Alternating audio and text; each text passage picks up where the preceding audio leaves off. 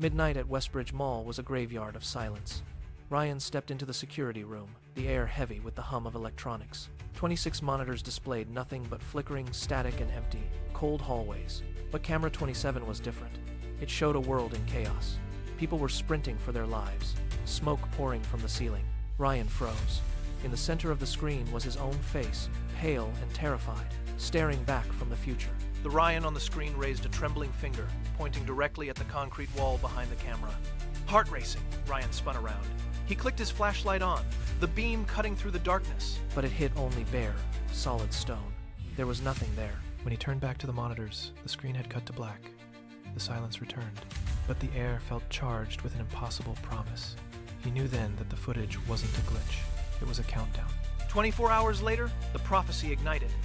Alarms shrieked, and thick smoke choked the corridors. Ryan stood exactly where the video had shown him. His heart hammered against his ribs like a trapped bird. He didn't look at the fire. Instead, he lunged for the maintenance door behind the camera. He shoved it open with a desperate grunt. Inside, time seemed to stretch. Rows of labeled tapes lined the walls, spanning 100 years of history. At the very end sat a single cassette marked play. He jammed it into the machine. The screen crackled, revealing an aged, broken version of himself. The old man leaned into the lens, his eyes bloodshot and pleading. "Don't let the next guard watch camera." 27, he whispered. Suddenly, sparks showered from the ceiling. The power died, and the world plunged into total darkness. When the emergency lights flickered to life, the room was empty. The shelves, the tapes, and the old man had vanished into thin air, leaving only the humming camera. Ryan didn't wait.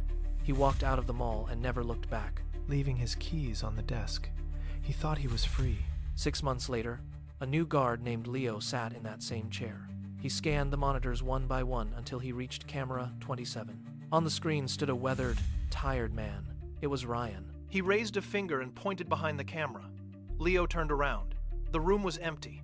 The cycle had found its next victim.